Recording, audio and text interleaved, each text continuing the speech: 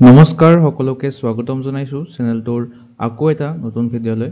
So আজিৰ ভিডিঅ'টোত আমি লাষ্ট 10 মান্থস আসাম কাৰেণ্ট এফেয়াৰ্সৰ এটা সিৰিজ আৰম্ভ কৰিম, য'ত আপোনালোকে জানুৱাৰীৰ পৰা অক্টোবৰ মাহলৈকে যিবিলাক ভেৰি ইম্পৰ্টেণ্ট অসমৰ লগত জড়িত সাম্প্ৰতিক ঘটনা প্ৰবাহ আছে তাৰে আমি টপ 200 টা MCQ ডিসকাস কৰিম এটা সিৰিজত। আৰু এই সিৰিজটোৰ আমি আজি পাৰ্ট 1 টো লৈ আহিছো, য'ত এই পাৰ্ট 1 টোত 50 টা কুৱেশ্যন থাকিব, গোটেইকেইটা অসমৰ লগত জড়িত। আৰু 2025 চনত কিছুমান এক্সামত আহি যোৱা কাৰেণ্ট এফেয়াৰ্সত কুৱেশ্যনো এই ভিডিঅ'টোত আপোনালোকে পাই যাব। গতিকে ভিডিঅ'টো আপোনালোকে শেষলৈকে চাব, শেষত আপোনালোকৰ বাবে এটা কুৱেশ্যন এৰি থোৱা আছে। ইয়াৰে পৰা আগন্তুক এক্সামসমূহত এটা নাইবা দুটা কুৱেশ্যন আহি যাব পাৰে। গতিকে বলক ভিডিঅ'টো আমি আৰম্ভ কৰোঁ। লগতে এই সিৰিজটোৰ PDF-খন আমাৰ লাষ্ট 10 মান্থস কাৰেণ্ট এফেয়াৰ্স বুকলেটখনত ইনক্লুড কৰি দিম। আপোনালোকে যদি নিজানে এইখন এখন বুকলেট বনোৱা হৈছে আমাৰ চেনেলটোৰ দ্বাৰা, য'ত আসাম নেশ্যনেল ইণ্টাৰনেশ্যনেল জানুৱাৰীৰ পৰা অক্টোবৰ মাহলৈকে গোটেইবিলাক যিবিলাক ইম্পৰ্টেণ্ট কাৰেণ্ট এফেয়াৰ্স আছে ইয়াতে ইনক্লুড আছে। 1600ৰো অধিক MCQ আছে। প্ৰতিখন মাহৰে 100ৰো অধিক MCQ পাব এই বুকলেটখনত। লগতে এইবিলাক টপিক পাব ইয়াতে, আসাম বাজেটে হওক, IPL, Nobel prize, ICC women's world cup, সকলোবিলাক ইয়াতে কণ্টেণ্ট থকা সকলোবিলাক এক টপিক আপোনালোকে পাই যাব। ইয়াৰে কুৱেশ্যনবিলাক MCQ ফৰ্মেটত দিয়া আছে আৰু যিবিলাক ৰিলেটেড পইণ্টছ আছে সেইবিলাকো এটাচ কৰি দিয়া আছে। গতিকে আপোনালোকে বুকলেটখন পাৰচেজ কৰিব বিচাৰিলে এই হোৱাটছআপ নম্বৰটোত হোৱাটছআপ কৰি পাৰচেজ কৰিব পাৰে PDF-খন। সো ভিডিঅ'টোৰ প্ৰথম কুৱেশ্যনটো হৈছে question number 1। What is the focus of অন্ন সেৱা সে জন সেৱা initiative announced in the Assam budget 2025?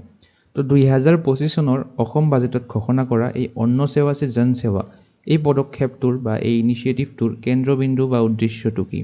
তো 4টা অপশ্যন দিয়া আছে। আৰু এই কুৱেশ্যনটো APSC JE 2025 এক্সামত অলৰেডি আহি গৈছে। 2025 চনৰ জুনিয়ৰ ইঞ্জিনিয়াৰিং পোষ্টত আহি গৈছে APSCৰ। তো এই 4টা অপশ্যনৰ কোনটো শুদ্ধ হ'ব? ইয়াৰে অপশ্যন B2 হ'ব শুদ্ধ উত্তৰ।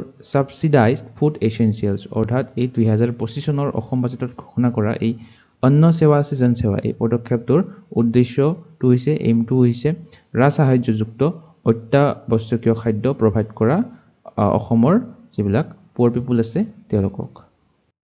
তো ইয়াৰে যদি আমি ইম্পৰ্টেণ্ট পইণ্টছবিলাক চাওঁ, the program specifically 3 months distribution of free rice, অৰ্থাৎ 3 মাহৰ বাবে ফ্ৰী ৰাইচ সম্পূৰ্ণ বিনামূলীয়া চাউল দিয়া হ'ব, য'ত এই AAY বা অন্তোদয়া অন্ন যোজনাত থকা ফেমিলিবিলাকে টোটেল 105 কেজি ফ্ৰী চাউল পাব।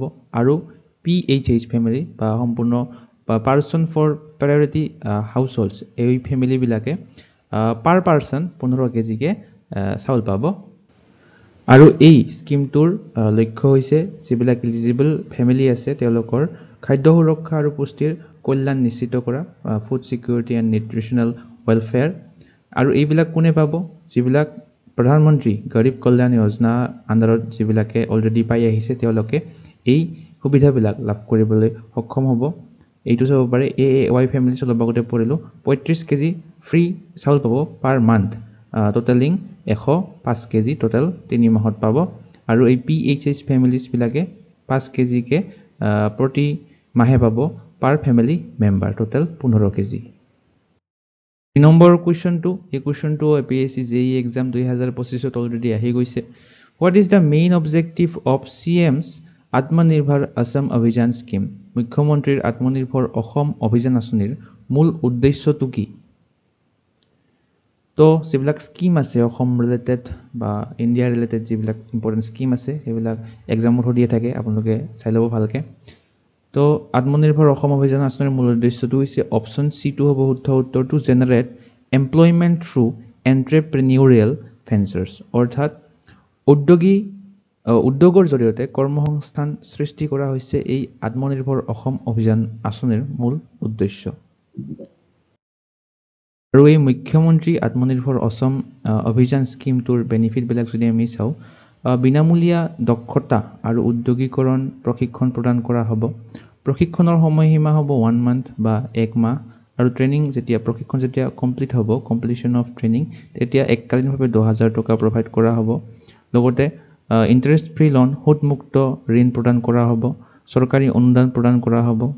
আৰু 2 লাখ টকা আৰু 5 লাখ টকাৰ দুটা কিস্তিত লোন প্ৰদান কৰা হ'ব বা ঋণ প্ৰদান কৰা হ'ব। Number question 2 is a recently released film Bhaimonda is the biopic of which one of the following personalities? It is an important question, very important question. Recently released film শেহতীয়াকৈ 2025 চনত এই ভাইমন্দা ছবিখন ৰিলিজ হৈছিল। এই ছবিখন হৈছে অপচন এ মুনিন বৰুৱাদেৱৰ biopic বা জীৱনীমূলক ছবি। আৰু এই ভাইমন্দা ছবিখন কোনে ডিৰেক্ট কৰিছে, কোনে পৰিচালনা কৰিছে, পৰিচালকজনৰ নাম আপোনালোকে মনত ৰাখিব, শশাংক সমীৰ। এইটো এক্সামত সুধিব পাৰে। শশাংক সমীৰে এই ফিল্মখন ডাইৰেক্ট কৰিছিলে, তেওঁ হৈছে পৰিচালক। আৰু এইখনৰ ৰিলিজ ডেটটো মনত ৰাখিব 23 মে 2025 চনৰ 23 মে তাৰিখে এইখন মুক্তি লাভ কৰিছিলে ভাইমন্দা ছবিখন। তো ইম্পৰ্টেণ্ট হয় কুৱেশ্যনটো, আপোনালোকে মনত ৰাখিব। Question number 4, at present who is the president of Assam Olympic Association? বৰ্তমান অসম অলিম্পিক সন্থাৰ সভাপতি গৰাকীৰ নাম আমাক সুধিছে। APSC জুনিয়ৰ ইঞ্জিনিয়াৰ এক্সামত 2025 চনত আহি গৈছে। তো বৰ্তমান অসম অলিম্পিক সন্থাৰ সভাপতি গৰাকীৰ নাম হৈছে, ছবিত আপোনালোকে দেখিব পাৰিছে, অপচন চিটো হ'ব শুদ্ধ উত্তৰ সৰ্বানন্দ সোণোৱাল। এখেতে হৈছে সৰ্বানন্দ সোণোৱাল, তেওঁ হৈছে বৰ্তমান অসম অলিম্পিক সন্থাৰ সভাপতি। চাব পাৰে আসাম অলিম্পিক এছ'চিয়েশ্যনৰ সভাপতি প্ৰেছিডেণ্ট হৈছে সৰ্বানন্দ সোণোৱাল, আৰু ছিনিয়ৰ ভাইচ প্ৰেছিডেণ্ট দুজনৰ নাম মনত ৰাখিব, পীযুষ হাজৰিকা আৰু শ্ৰীকান্ত বৰুৱা। নম্বৰ কুৱেশ্যনটো হৈছে who won bronze medal for India at the 2024 Paris Olympic in shooting? তো ইম্পৰ্টেণ্ট কুৱেশ্যন হয় এটা। পেৰিছ অলিম্পিকৰ কুৱেশ্যন সুধিছিলে, এইটো APSC JEE এক্সামত আহি গৈছে। ইয়াৰে শুদ্ধ উত্তৰটো হ'ব অপশ্যন এ, মনু ফাকেৰে লাভ কৰিছিলে। পেৰিছ অলিম্পিক 2024 চনত যিটো হৈছিলে শ্বুটিঙত ব্ৰঞ্জৰ পদক লাভ কৰিছিলে তেখেতে হৈছে মনু ফাকেৰ। 6 নম্বৰ কুৱেশ্যনটো হৈছে what is the name of the recent initiative launched by Indian government to promote digital payment? Digital payment প্ৰচাৰৰ বাবে ভাৰত চৰকাৰে শেহতীয়াকৈ আৰম্ভ কৰা পদক্ষেপটোৰ নাম কি? APSC JEE এক্সামত আহি গৈছে এইটো। তো এই চাৰিটা অপশ্যনৰ শুদ্ধ উত্তৰটো হ'ব option D, all of the above. অৰ্থাৎ এই digital payment promotion scheme, unified payments interface, Bharat interface for money বা ভীম, এই তিনিওটা শুদ্ধ হ'ব। ডিজিটেল পেমেণ্টৰ প্ৰচাৰৰ বাবে এই তিনিটা পদক্ষেপ আৰম্ভ কৰিছে ভাৰত চৰকাৰে। 7 নম্বৰ কুৱেশ্যন, এইটো APSC JEE এক্সামত আহি গৈছিলে। The economic survey of India is related to dash? ভাৰতীয় অৰ্থনৈতিক জৰীপ কিহৰ সৈতে সম্পৰ্কিত হয়? ইয়াৰে অপশ্যন এটো হ'ব শুদ্ধ উত্তৰ, মিনিষ্ট্ৰী অফ ফাইনেন্স, বিত্ত মন্ত্ৰালয়ৰ লগত জড়িত এই ইকনমিক ছাৰ্ভেটো, ভাৰতীয় অৰ্থনৈতিক জৰীপটো। নেক্সট 8 নম্বৰ কুৱেশ্যনটো Assam set a national record for steepest drop in child marriage rates in India. What is the reported percentage decline in child marriage among the girls and boys respectively? তো শেহতীয়া পৰিসংখ্যা অনুসৰি অসমত ল'ৰা আৰু ছোৱালীৰ বাল্য বিবাহৰ হাৰ ক্ৰমে হ্ৰাস পাইছে। তো আমাক সুধিছে যে ল'ৰা আৰু ছোৱালীৰ বাল্য বিবাহৰ হাৰ কিমান শতাংশ হ্ৰাস পাইছে? অপশ্যন চিটো হ'ব শুদ্ধ উত্তৰ, 84% এমং গাৰ্লছ আৰু 91% এমং বয়জ। নম্বৰ কুৱেশ্যনটো হৈছে which district was awarded as the best performing district under Adi Karmayogi অভিযান? আদি কৰ্মযোগী অভিযানৰ অন্তৰ্গত কোনখন জিলাক শ্ৰেষ্ঠ কাৰ্যকৰী জিলা হিচাপে শেহতীয়াকৈ সন্মানিত কৰা হৈছে? অপশ্যন বিটো হ'ব শুদ্ধ উত্তৰ, ডিব্ৰুগড় জিলাখনক শ্ৰেষ্ঠ কাৰ্যকৰী জিলা হিচাপে সন্মানিত কৰা হৈছে এই আদি কৰ্মযোগী অভিযানৰ আণ্ডাৰত। এইটো চাব পাৰে, Dibrugarh district was awarded for its contribution to the successful implementation of Adi Karmayogi Abhiyan. আৰু এই আদি কৰ্মযোগী অভিযানটো মিনিষ্ট্ৰী অফ ট্ৰাইবেল এফেয়াৰ্ছে মেনেজ কৰে। 10 নম্বৰ কুৱেশ্যনটো হৈছে India announced the first ever railway link with Bhutan, which two proposed railway lines will connect India and Bhutan?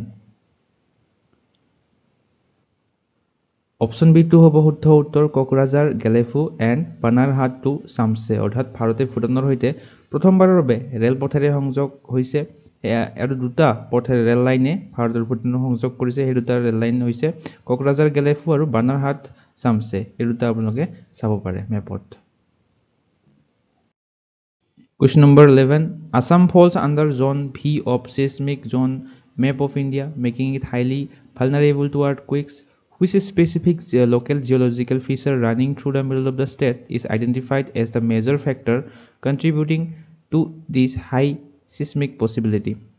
তো অসমখন ভাৰতৰ মানচিত্ৰত ভূমিকম্প অঞ্চলৰ মানচিত্ৰত পঞ্চম মণ্ডলৰ অধীনত পৰে জন ভিত পৰে তো কি এনে এটা স্থানীয় ভূতাত্ত্বিক বৈশিষ্ট্য শেহতীয়াকৈ প্ৰধান কাৰক হিচাপে চিনাক্ত কৰা হৈছে যিয়ে এই অসম ৰাজ্যখনত ভূমিকম্প হোৱাৰ সম্ভাৱনাত অৰিহণা যোগাইছে ইয়াৰে শুদ্ধ উত্তৰ কোনটো হ'ব অপচন সি টু হ'ব শুদ্ধ উত্তৰ দা কপেলি ফল্ট লাইন এইটো ভূতাত্ত্বিক বৈশিষ্ট্য চিনাক্ত কৰা হৈছে এই কপেলি ফল্ট লাইনটোৱে ভূমিকম্প হোৱাৰ সম্ভাৱনা যথেষ্ট অৰিহণা যোগাইছে বা যোগাব 12 নম্বৰ কোৱেশ্চনটো হৈছে what is the main objective of Shraddhanjali scheme Shraddhanjali আঁচনিৰ মূল উদ্দেশ্যটো কি ইয়াৰে শুদ্ধ উত্তৰটো হ'ব option C to bring back the mortal remains of Assamese people who die outside of the state অৰ্থাৎ যিবিলাক মানুহ অসমৰ বাহিৰত মৃত্যু হ'ব যিবিলাক অসমীয়া মানুহৰ অসম ৰাজ্যখনৰ বাহিৰত মৃত্যু হ'ব তেওঁলোকৰ মৃতদেহবিলাক আনিবৰ বাবে এই শ্ৰদ্ধাঞ্জলি স্কিমটো শেহতীয়াকৈ অসম চৰকাৰে আৰম্ভ কৰিছে ইয়াতে চাব পাৰে ষ্টেট কেবিনেটে এপ্ৰুভ কৰিছিলে এই স্কিমটো 22 জুন তাৰিখে 2025 চনত আৰু শেহতীয়াকৈ 6 অক্টোবৰ তাৰিখে এই স্কিমটো লঞ্চ কৰিছে অফিচিয়েলি 13 নম্বৰ কোৱেশ্চনটো হৈছে Which religion of Boro community in Assam has granted a separate court in the upcoming census of India? তো আগন্তুক লোকপিয়লত বড়ো সম্প্ৰদায়ৰ কোনটো ধৰ্মক পৃথক সংহিতা প্ৰদান কৰা হৈছে অপচন বি টু হ'ব শুদ্ধ উত্তৰ এই বাথৌ বড়ো সম্প্ৰদায়টোক নম্বৰ কোৱেশ্চনটো হৈছে Which tiger reserve located in Assam is ranked third globally in terms of tiger density? অসমত থকা কোনখন ব্যাঘ্ৰ সংৰক্ষিত বনাঞ্চল বাঘ ঘনত্বৰ ক্ষেত্ৰত বিশ্বজুৰি তৃতীয় স্থান লাভ কৰিছে এৰ অপচন এটো হ'ব শুদ্ধ উত্তৰ কাজিৰঙা টাইগাৰ ৰিজাৰ্ভ কাজিৰঙা ব্যাঘ্ৰ সংৰক্ষিত বনাঞ্চলখন ইয়াতে চাব পাৰে এই কাজিৰঙা বাঘ সংৰক্ষিত বনাঞ্চলখনৰ বৰ্তমান টাইগাৰ ডেন্সিটিটো হৈছে 18.65 অৰ্থাৎ প্ৰায় 19টাই ক'ব পাৰি 19টা বাঘ পোৱা যায় প্ৰতি 100 কিলোমিটাৰৰ মূৰে মূৰে আৰু প্ৰথম স্থানত কোনখন আছে বন্দিপুৰ টাইগাৰ ৰিজাৰ্ভখন আছে প্ৰথম যিখন কৰ্ণাটক ৰাজ্যখনত অৱস্থিত তৃতীয় স্থানত আছে এই কৰবেট নেশ্যনেল পাৰ্ক যিখন উত্তৰাখণ্ডত অৱস্থিত আৰু কাজিৰঙা ৰাষ্ট্ৰীয় উদ্যানখন আমি জানো ওৱান হৰ্নড ৰাইনোচেৰাছৰ বাবে বিখ্যাত ইয়াৰে টাইগাৰ পপুলেশ্যন ইনক্ৰিজ হৈছে 2022 চনত 104টা আছিল আৰু বৰ্তমান 2024 চনৰ অনুসৰি 148টা হৈছে অৰ্থাৎ 40টা বৃদ্ধি পাইছে 15 নম্বৰ কোৱেশ্চনটো হৈছে ভাৰতৰ 22 সংখ্যক ইণ্ডিয়ান ইনষ্টিটিউট অফ মেনেজমেণ্ট কোনখন ৰাজ্যত স্থাপন কৰা হ'ব শেহতীয়াকৈ ঘোষণা কৰিছে ভাৰত চৰকাৰে 22nd Indian institute of management অসমৰ গুৱাহাটীত স্থাপন কৰা হ'ব কোৱেশ্চনটো হৈছে recently CM Flight Initiative launched in Assam. What does CM Flight stand for?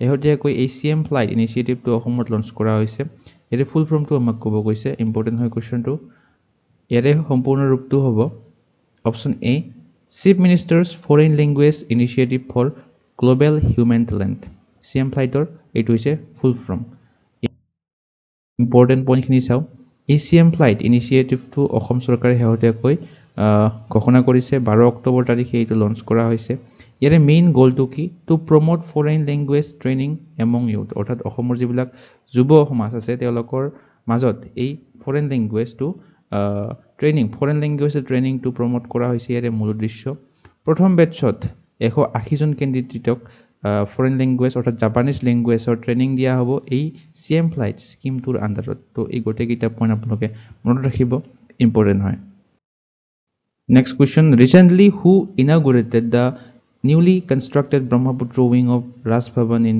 Guwahati? শেহতীয়াকৈ গুৱাহাটীত স্থিত নৱনিৰ্মিত এই ৰাজভৱনৰ ব্ৰহ্মপুত্ৰ উইংটো কোনে উদ্বোধন কৰিছে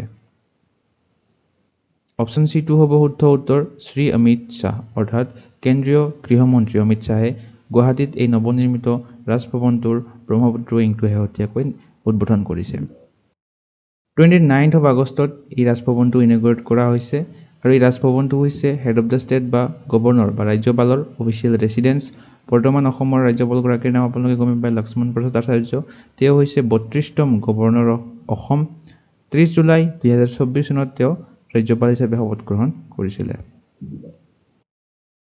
18 নম্বৰ কোৱেশ্চনটো হৈছে গুডবাই গুৰুজী চলচ্চিত্ৰখনক কোন আন্তঃৰাষ্ট্ৰীয় চলচ্চিত্ৰ মহোৎসৱৰ বাবে শেহতীয়াকৈ নিৰ্বাচিত কৰা হৈছে এইটো ইম্পৰ্টেন্ট কোৱেশ্চন হয় গুডবাই গুৰুজী চলচ্চিত্ৰখনক শেহতীয়াকৈ এই অপশন বি ফেষ্টিভেল গংগে সুৰ সিন এই চলচ্চিত্ৰ মহোৎসৱটোক বাবে নিৰ্বাচিত কৰা হৈছে এটো যদি চাও এই গুডবাই গুৰুজী এছামিজ সিনেমাখন অৰুণজিৎ বৰাই ডাইৰেক্ট কৰিছে এইটো পৰিচালকজনৰ নাম আপোনালোকে মনত ৰাখিব এক্সামত দি দিব পাৰে যে গুডবাই গুৰুজী এই ছবিখন কোনে পৰিচালনা কৰিছিল অৰুণজিৎ বৰাই পৰিচালনা কৰিছিল এহতিয়াকৈ এই পেৰিছৰ হ'বলগীয়া ফ্ৰান্সৰ পেৰিছৰ হ'বলগীয়া ফেষ্টিভেল গংগে সুৰ সিন ই ইন্টাৰনেশ্যনেল ফিল্ম ফেষ্টিভেলটোৰ বাবে সিলেক্ট হৈছে 19 নম্বৰ কোৱেশ্চনটো হৈছে recently who was awarded Srimanta Sankardeva award 2023 by Assam government 2023 চনৰ শ্ৰীমন্ত শংকৰদেৱ বঁটা প্ৰদান কৰা হৈছে অপচন এ ডক্টৰ সোণাল মানসিংক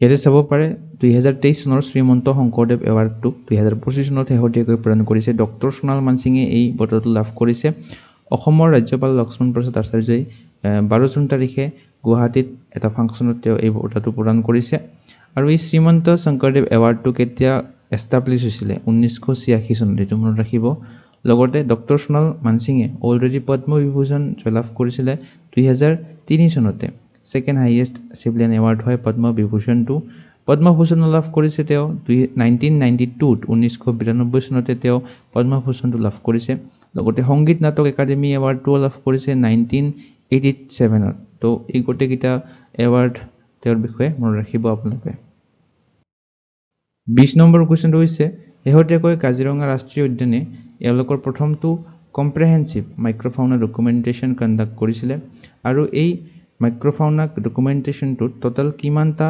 পক-পতংগ আৰু মকৰাৰ প্ৰজাতি পোৱা গৈছে আমাক সুধিছে ইয়াৰে শুদ্ধ উত্তৰ কোনটো হ'ব অপচন সি টো হ'ব শুদ্ধ উত্তৰ 283 প্ৰজাতিৰ পক-পতংগ আৰু মকৰা পোৱা গৈছে আৰু এই 283 স্পেচিছ অৰ্থাৎ এই 283টা স্পেচিছৰ 254টা 254টা পক-পতংগ হয় প্ৰজাতি 29টা প্ৰজাতিৰ স্পাইডাৰ বা মকৰা পোৱা গৈছে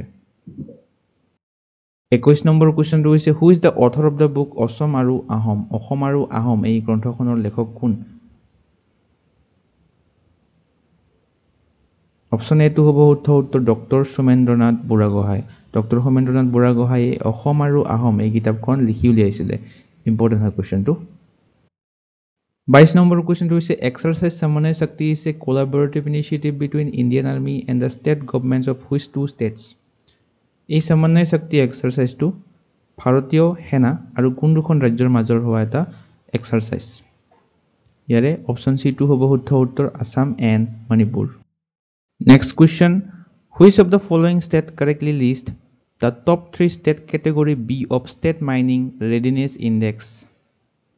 তো হেহতিয়াকৈ এই state mining readiness index প্ৰকাশ কৰিছে তো category B বা B শ্ৰেণীৰ categoryত কোন তিনিখন ৰাজ্যয়ে তালিকাভুক্ত হৈছে ইয়াৰে অপচন বি টো হ'ব শুদ্ধ উত্তৰ গোৱা উত্তৰ প্ৰদেশ আৰু আসাম এই তিনিখন ৰাজ্যয়ে category B স্থান লাভ কৰিছে A যদি আমি চাও ক্যাটেগৰি A মধ্য প্ৰদেশ ৰাজস্থান গুজৰাট এই তিনিখন ৰাজ্য ক্যাটেগৰি A আছে ক্যাটেগৰি C আছে পাঞ্জাব উত্তৰাখণ্ড ত্ৰিপুৰা তো A B C গোটেইটা ক্যাটেগৰি আপোনালোকে মনত ৰাখিব 24 নম্বৰ কোৱেশ্চনটো হৈছে হেহতিয়াকৈ অসমৰ কোনখন ঠাইত বাটাৰফ্লাই ৱাক কণ্ডাক্ট কৰা হৈছিল বা অনুষ্ঠিত কৰা হৈছিল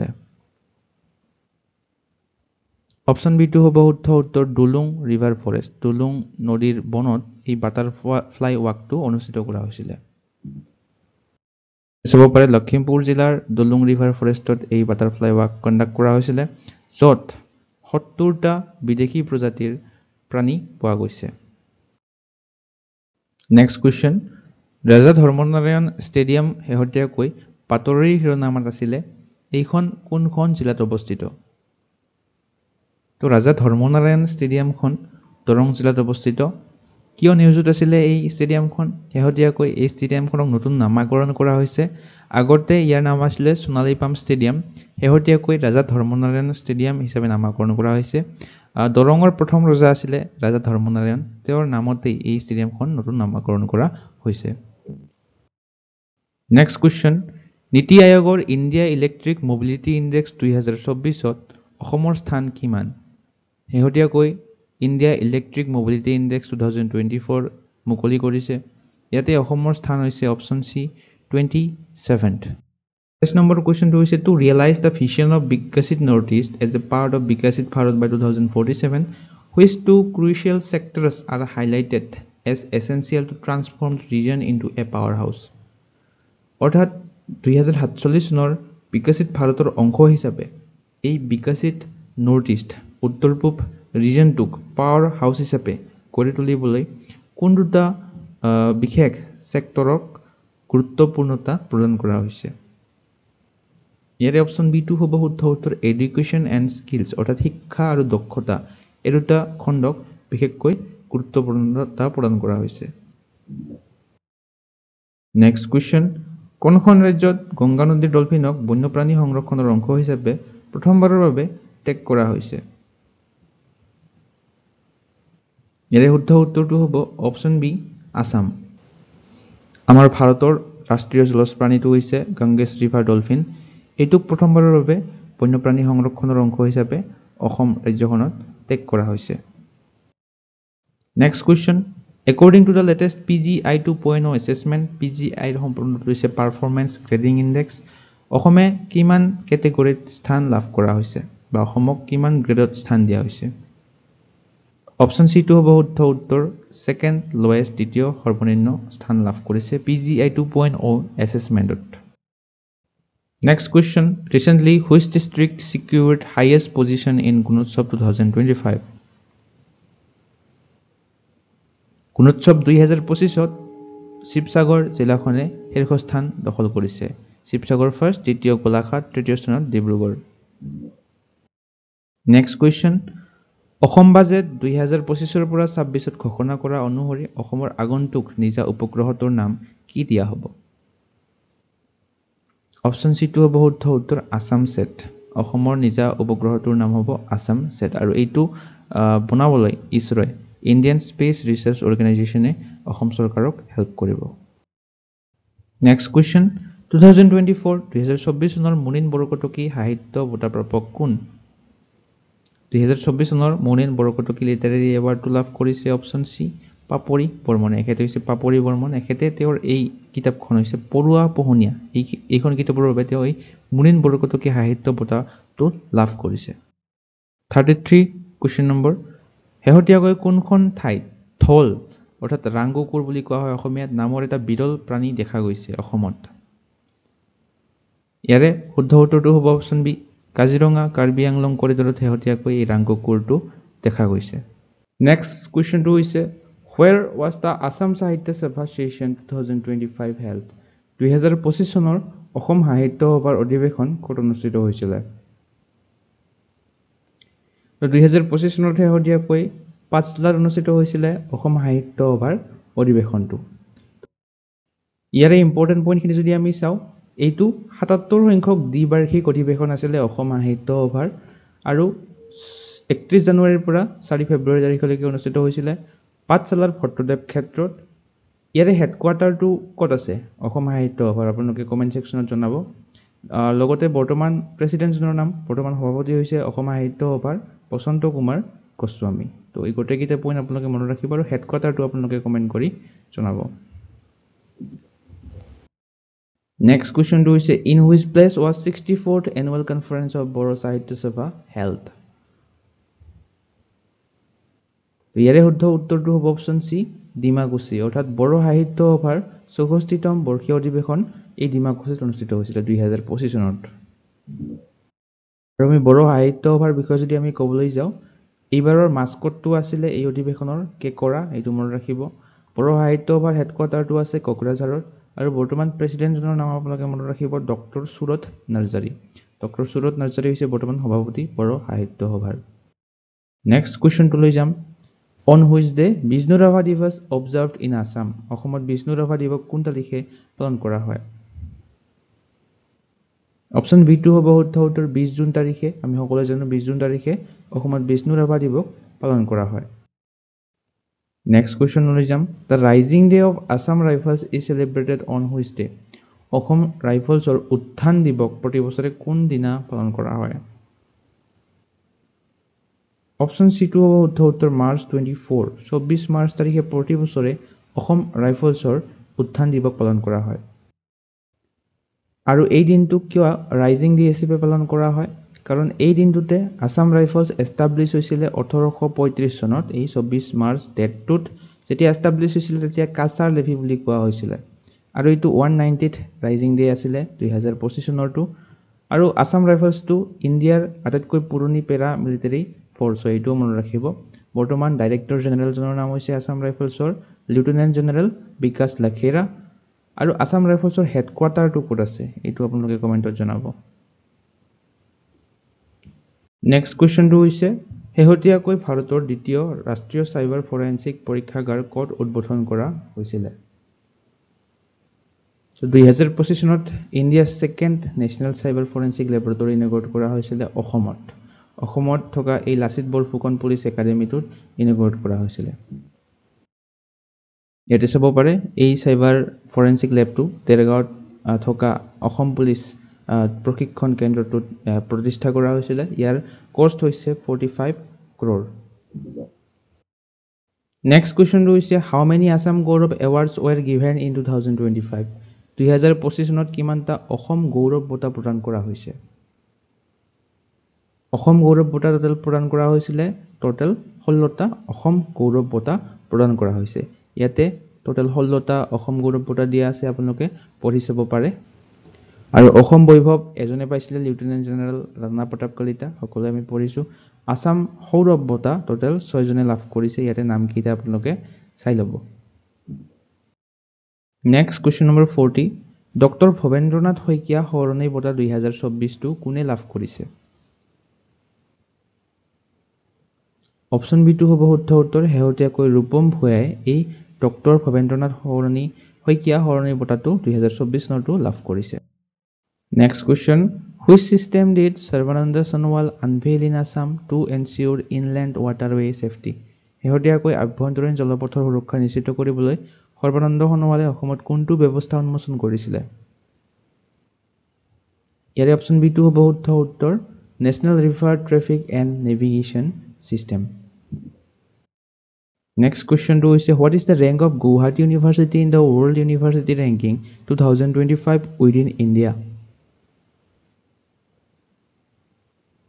তো গুৱাহাটী বিশ্ববিদ্যালয়ৰ স্থান হৈছে এই বিশ্ব বিশ্ববিদ্যালয় ৰেংকিং 2025 ত অপচন বি 48 অৰ্থাৎ ভাৰতৰ ভিতৰত 48 নং স্থান লাভ কৰিছে ইউনিভাৰ্সিটিখনে আৰু আমি যদি গ্লোবালি ক'ব যাও বিশ্বৰ ভিতৰত এই 1201 ৰ পৰা 1500 ৰ ভিতৰত স্থান লাভ কৰিছে আৰু নৰ্থ ইষ্টৰ ভিতৰত হাইয়েষ্ট অৰ্থাৎ শীৰ্ষস্থান নৰ্থ ইষ্টৰ ভিতৰত ভাৰতৰ ভিতৰত 48 নং আৰু গ্লোবালি এটো আমি পঢ়িলো Next question to is recently how many dolphins have been found in Assam in India's first riverine dolphin survey report? তো প্ৰথমটো নদী ডলফিন জৰীপৰ প্ৰতিবেদনত অসমত টোটাল 635টা ডলফিন পোৱা গৈছে এটি চাব পাৰে প্ৰথমটো first ever riverine dolphin estimation release কৰিছে প্ৰধানমন্ত্ৰী নৰেন্দ্ৰ মোদীয়ে এই ৰিপৰ্টটো টোটাল ভাৰতত 6327টা ডলফিন পোৱা গৈছে উত্তৰ প্ৰদেশ ৰাজ্যখনত আটাইতকৈ বেছি নাম্বাৰৰ ডলফিন পোৱা গৈছে টোটাল 2397টা তাৰ পিছত বিহাৰ ওয়েস্ট বেংগল অসমতো পোৱা গৈছে নেক্সট কোৱেশ্চন টো হৈছে where is the industry 4.0 workshop for CPAC's health ইয়াৰে শুদ্ধ উত্তৰ হ'ব অপচন সি গুৱাহাটীত অনুষ্ঠিত হৈছিল এই ইণ্ডাষ্ট্ৰি 4.0 workshop for CPAC এই CPAC ৰ সম্পূৰ্ণ ৰূপটো হৈছে central public sector enterprises next question টো হৈছে শেহতীয়াকৈ অসমৰ ডিমা হাছাও আৰু পশ্চিম কাৰ্বি আংলং জিলাত নতুনকৈ আৱিষ্কৃত হোৱা উদ্ভিদ প্ৰজাতিটোৰ নাম কি এইটো হৈছে নতুন উদ্ভিদ প্ৰজাতিটো এইটোৰ অসমৰ ডিমা হাছাও আৰু পশ্চিম কাৰ্বি আংলঙত নতুনকৈ আৱিষ্কৃত হৈছে ইয়াৰ নাম হৈছে অপচন এ হেপ্টাপ্লুৰাম আসামিকাম 64 নম্বৰ কোৱেশ্চন অসমীয়াক চৰকাৰী ভাষা হিচাপে ব্যৱহাৰৰ নিৰ্দেশ কোনখন আইনৰ অধীনত দিয়া হৈছে তো শেহতীয়াকৈ অসমীয়াক চৰকাৰী ভাষা হিচাপে ব্যৱহাৰৰ নিৰ্দেশ দিয়া হৈছে এই option B Assam official language act 1960 1960 চনৰ আসাম অফিচিয়েল ল্যাঙ্গুৱেজ এক্টৰ আন্ডাৰত এই অসমীয়া ভাষাটোক চৰকাৰী ভাষা হিচাপে ব্যৱহাৰৰ নিৰ্দেশ দিয়া হৈছে next question Which airport won International Architectural Award 2025 in the Transportation category? তো ইন্টাৰনেশ্যনেল আৰ্কিটেক্সাৰেল এৱাৰ্ড 2025 লাভ কৰিছে অপশ্যন বি গুৱাহাটীত অৱস্থিত গোপীনাথ বৰদলৈ ইণ্টাৰনেশ্যনেল এয়াৰপৰ্টটোৱে 48 নম্বৰ কুৱেশ্যনটো হৈছে which day will celebrated as day against superstitious belief শেহতীয়াকৈ কোনটো তাৰিখৰ দিনটোক অন্ধবিশ্বাস বিৰোধী দিৱস হিচাপে পালন কৰা হ'ব বুলি ঘোষণা কৰা হৈছে অপশ্যন চিটো হ'ব শুদ্ধ উত্তৰ 13th মে 13 মে তাৰিখে অন্ধবিশ্বাস বিৰোধী দিৱস হিচাপে পালন কৰা হ'ব প্ৰতি বছৰে তো 50 নম্বৰ কুৱেশ্যনটো হৈছে হাউ মাচ হেজ বিন এলোকেটেড ফৰ মুখ্যমন্ত্ৰী নিযুত মইনা স্কিম ইন আসাম বাজেট 2025-26 মুখ্যমন্ত্ৰী নিযুত মইনা আঁচনিৰ বাবে কিমান টকা আবণ্টন দিয়া হৈছে এই অসম বাজেট 2025 পৰা 26 অনুসৰি তো ইম্পৰ্টেন্ট কুৱেশ্যন হয় এইটো টোটাল এলোকেশন দিয়া হৈছিল অপশ্যন সি 391 crore 391 কোটি টকা এই মুখ্যমন্ত্ৰী নিযুত মইনা আঁচনিৰ বাবে আবণ্টন দিয়া হৈছে অসম বাজেটত So, last question to আপোনালোকৰ বাবে এডিট হোৱা হৈছে in which place 94th annual convention of Srimanta Shankardeva Sangha held Srimanta Sankardev সংঘৰ 94 সংখ্যক বাৰ্ষিক অধিৱেশন কোনখন ঠাইত অনুষ্ঠিত হৈছিল তো ইয়াৰে উত্তৰটো কি হয় আপোনালোকে কমেন্ট কৰি জনাব এই চাৰিটা অপচনৰ কোনটো শুদ্ধ হয় আপোনালোকে কমেন্ট কৰি জনাবলৈ নাপাহৰিব বাকি আজিৰ ভিডিওটো আপোনালোকে চাই কেনে পালে কমেন্ট সেকশনত জনাব চাই যদি ভাল পায় লাইক আৰু শেয়াৰ এটা কৰি দিব আৰু ইয়াৰ লগতে আপোনালোকে যদি আমাৰ YouTube চেনেলটোৰ লাষ্ট 10 মান্থছ কাৰেণ্ট এফেয়াৰ্ছৰ কন্টেন্টখিনি ল'ব বিচাৰে য'ত আসাম নেশনেল ইন্টাৰনেশনেল জানুৱাৰীৰ পৰা অক্টোবৰ মাহলৈকে টোটাল 1600ৰো অধিক MCQ পাব এই বুকলেটখনত জানুৱাৰীৰ পৰা অক্টোবৰ মাহলৈকে প্ৰতিখন মাহৰে 100ৰো অধিক MCQ আছে এই বুকলেটখনত আৰু 38 national games Assam budget Assam civilian awards এই নোবেল প্ৰাইজ হওক bricks summit ICC women's world cup সকলোবিলাক এইখন বুকলেটত আপোনালোকে পাই যাব